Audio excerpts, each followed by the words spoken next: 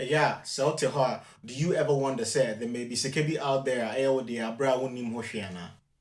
Well, your free be unclaimed money. And on today's episode, no, I am going to explain what unclaimed money is, why it exists, and most importantly, no, how you can claim it. Let's get started. Charlie, what happened? If you're new here, this is Seeker Savvy. Over here, we talk about all things finance related. Please support us by liking, commenting, and subscribing to the channel. Medase. Okay, let's talk about what unclaimed money actually is. So you can say unclaimed money. Unclaimed money, money that belongs to you, but for some reason you totally forgot about it and you never claimed it. I know it sounds too good to be true. But sikana yeka ho asem no could be from your old forgotten bank accounts, or on cash checks, or utility refunds, and I said, or insurance payouts, or even inheritances. Here are a few common sources of unclaimed money. Number one, bank accounts. Where bank accounts are dormant, basically accounts with little to no activity. And I said closed accounts that still had remaining balances in them. Number two, checks. For example, our last paycheck from our previous employer, and I said refund you were supposed to receive, and I said cashier's check you never cashed, or it was mailed to a wrong address. Or maybe you moved to a new place and whoever was making the check to you, did not have your updated address. Number three, insurance. Where basically life insurance benefits, and I said any refund that you never received. Number four, from stocks and bonds. Where any unclaimed dividends, and I say we see these or any matured bonds are on sa anka. Number five, utilities and rent. We with security deposit and I say any overpayment I will make here. Abra ABR, for example, will landlord and I say well landlady try somebody reach out to you, but they never got a hold of you. Number six, with tax refunds. Where basically any checks that went uncashed or were returned undelivered. Where you say IRS SND will check to a wrong address and I say well old address now on Sankan and call back to the state. Now, these funds, eventually get turned over to the state government and as a federal agencies if they remain unclaimed. And guess what? There are billions of dollars waiting to be claimed by people like you and I. So, why does money go unclaimed, you may ask? There are several reasons why this can happen. Like I said before, no. Number one, forgotten accounts. So you might open a savings account or buy a savings bond and totally forget about it. Normal. Number two, address changes. If you move and don't update your address with the USPS, important mail like this could get lost. Number three, deceased relatives. Sebio min kaya busuafo yao. But sometimes, when family members pass away without leaving clear instructions about their assets, those assets eventually get turned over to the state. Number four, administrative errors. Where misspelled names and I say any incorrect information that can lead to lost checks or funds. Obi wo honoma or send it check amount. But instead of say obe type A or D, no I type E because A any E and I say A any S eben or keyboard no so. Number five, inactive periods. Where accounts that have not been used for a long period of time. Those accounts can be declared inactive and the funds in those accounts can be turned over to the states. And a lot of this money is simply out there because people lost track of it. But don't worry, one thing I have learned about living in this country is that nobody can claim it but you or whoever is your next of kin. Now, let's dive into how to search for your unclaimed money. So the first thing you can do is to start with your state's unclaimed property office. This is a physical building dedicated to things like this, so you can walk in there and talk to them. Another way is to check the unclaimed property website. Now, each state has its own database where you can search for your name. Simply type unclaimed property and your state's name in your search engine. In this case, we're going to use Google. Okay, so we're going to go into the browser, Google, and type unclaimed property. Since I'm in Virginia, I'm going to put in the state of Virginia and then search. Now, here's one thing to note. There are a lot of scam websites out there, so make sure that whatever website you are going to click on and put your information in has the .gov domain name. So in this case, the first thing on the search list, Virginia.gov. So we're looking at the unclaimed property, VA Treasury, Virginia.gov. Actually, let me go back. So when you look on the right side, it actually shows you where the office for the Virginia Unclaimed Property office is. In this case, it's located in Richmond, Virginia. So that's the address, and it shows you the hours of operation. Yes, their phone number. So if you live close to this location, you can just walk into that office and make a claim. But if you're not close to that location, you can do it on the website. So you better click on unclaimed property, Virginia Treasury, which is also virginia.gov, right? And now, when you look at the website, we're going to focus on the second paragraph. So it says, for the faster service, you are encouraged to use our vamoneysearch.gov website and search for property using the click and claim searchable database. We may also be reached via email with your questions and concerns regarding your claim or general unclaimed property at the email listed on the website. So we're going to click on the vamoneysearch.gov. So if you're trying to follow along, you can just click on the vamoneysearch.gov and not have to go through the process we went through to get here. I hope that makes sense. So we'll click on that website, and it brings us to the basically the Virginia Treasury website, right? And on the screen, it clearly shows you that they have returned more than $1 billion. So we're going to search for unclaimed property. Now, this is not limited to individuals. For example, if you have a business and your business is either still active or closed down, you can also search your business name on here. But here, now let me search for, let's see, let me try one of my useless friends. Let me try his name, his last name. Let me put that in there. Um, nope. Oh, come on. Oh, the typo. Let's see. There you go. And then the first name obviously is optional as stated on the site. So we're going to click search. Of course, we have to do the security thing. So motorcycle, motorcycle, motorcycle, motorcycle.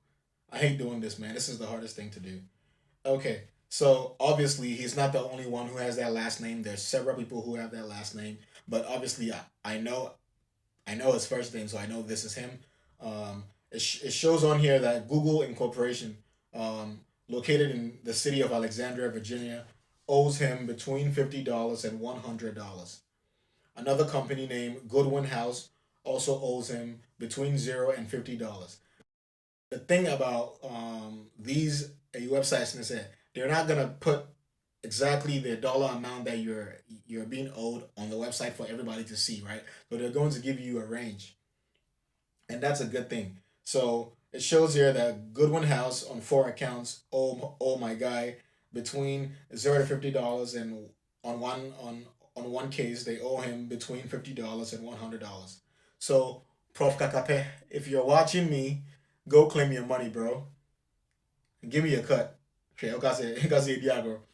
And obviously, other people who have the same last name, as you can see, for example, this person, the Potomac Hospital Corporation, located in Woodbridge, Virginia, owes him between $50 and $100. Another person, I wouldn't be surprised if it's him and his what's it called, family members and whatnot, right? We see it from Verizon Communications at Lawton, Virginia. They owe this person between $0 and $50. Bueno could be, let's say, the person was on the Verizon network, and maybe they switched to, let's say, Sprint or T-Mobile, but it be at the last payment they made to that provider, no, was more than, I guess, what they should have paid. So in this case, no, the Verizon Communications would send the excess funds that this person paid, no, to the states, right, to keep, because they couldn't, reach out to this individual. Things like that. I'm not saying that's exactly what happened, but that could be a reason. Another one is, see, let me go to the next page. Yeah, so Treasury of Virginia, and this right here, this individual is owed um, zero to between $0 to $50 by Toyota MDL Qualified Settlement Fund, right? Same thing. Let me try another useless friend. Let's see. Search. Oh man, traffic lights. Let's see. This one, that one. Okay. This is the hardest thing to do, man. When you're on these websites and they tell you to click on the images. Yep, I said it. So I clicked on that one, that one. Oh, there you go. Okay. Again, he's not the only one with this last name. So there's several people with this last name. But let me see if I can find. There you go. So so it says that this friend of mine, because I found his first name, um, the company Kroger, owes him between $50 and $100. We probably his last paycheck when he worked for that company back in school, right? Because I went to the same school with him, so this company probably sent like his last paycheck, and by then we had moved from that location, so they sent it back to the state. Now I am going to, since he's my friend, I'm going to just click on the claim. So if you use this method and you find your name, right? You find your name, your first name, middle name, last name, and it shows that this is actually you, and you can lay a claim to this. Actually, let me go back to, hold on. Well, yeah, it is what it is. So yeah, since he's my friend, and I'm going to pretend to be him to claim, to try to claim. I'm not actually going to claim because I don't have his personal information. I'm talking his like social security number and all that stuff. I do not have that. And if you have somebody's information like that, please do not do that because you're going to incriminate yourself, right? Um, yes. So if you search your name and you find yourself on the website, what you can do, look at the first column says select an action, right? So you're going to, so let's go back to his profile.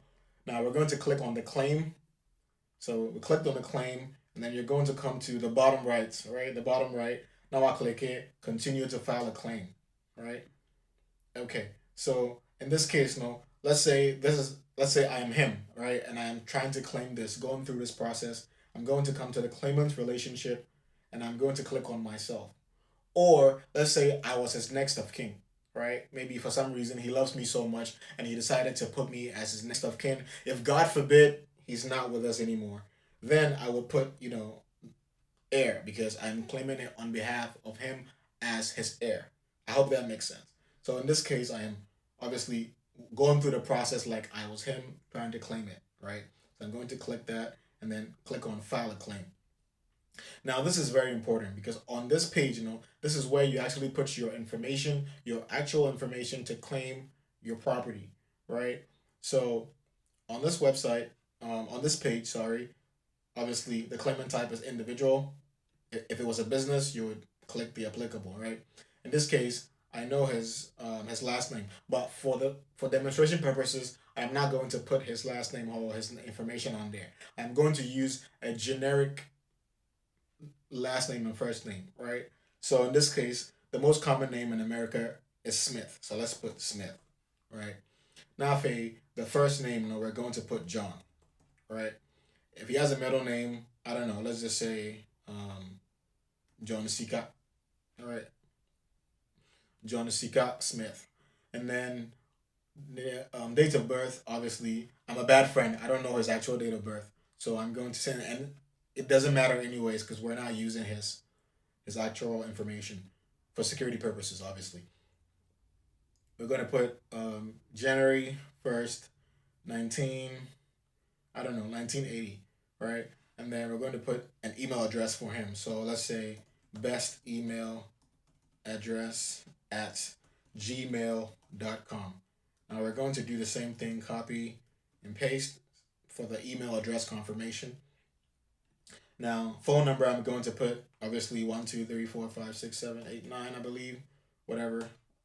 And then um, here, if you're not a U.S. citizen or a green card holder, it means you don't have a social security number, or a tax identification number. So if you're not a U.S. citizen or whatever, this you click on that. But if you're a U.S. citizen or you're a green card holder and you have a social security number or a tax identification, you're going to put that information here, right? So we're going to put 1, 2, 3, 4, 5, 6, 7, 8, 9, whatever. Um, and then obviously the country is United States of America, and then we're going to put an address. So we're going to put 1, 2, 3 Famisi 1, 2, 3 Famisika Mame Drive. And then city, let's say Alexandria, Virginia, and then zip code. I don't know, let's say 22060. I don't know. And then this one here, it's they're asking you how you heard about this website and this process, right? So if you heard about this information from me and my channel, you can just put social media slash TV, right? Or if you heard it from anywhere else, just select the applicable. And now, so social media slash TV, and then we're going to click on next, right? And then obviously the suggested address, right? Now, this is very important. This page, this is where you actually put your name, certifying and basically attesting that you are the actual person filing this claim, or you are the heir to the person who owns this property or this money, right? So I'm going to read this disclaimer or this declaration. So it says here that under penalties of perjury, I certify that the information provided on this claim is true, and all supporting documentation I present are original or true unaltered copies of the original documents. Upon payment of this claim, said claimant will indemnify and hold harmless to the state of Virginia officers and employees from any damages, claims, or losses of any kind resulting from payment of the above described property to the claimant. Now, if if this is not you, and you click on this, and you put your information in here, and you actually submit the claim, and they find out that it's not you, Right to jail. hey, Right to jail. Right away. you already know you're in trouble, right? So in this case, this is not me. I was doing this for demonstration purposes. So if it were him, he was going to click on this, right? But since it's not him, and I'm the one going through this process, I'm obviously not going to go through with it. I'm going to uncheck it, right? But if you were actually doing it, you're going to put in your first name, your last name, and basically going to go through the primary information to make sure that everything is correct. And then once you fill all that out, you click on submit the claim. All right. Okay. So after you click submit, it may take a couple of days, but the unclaimed property office would actually reach out to you via email and basically send you a form to fill out and also include, for example, proof of identification, which is a valid driver's license, and I'll say your proof of address to actually show say you are who you say you are, and you are claiming the property that's rightfully yours. And then they also take a couple more days or even weeks to process the actual claim. And then once everything goes through and they find no issues with your claimant, they will send you a check. And then once you receive your check, you can deposit it in your account and enjoy. Please let me know in the comments down below if you go through with this process and find your name and go ahead to claim what's rightfully yours. Let me know in the comments below. If you found this information helpful, please like, share to your friends and family, and subscribe to the channel so more people can join this family. Medase, dasene, yebishia.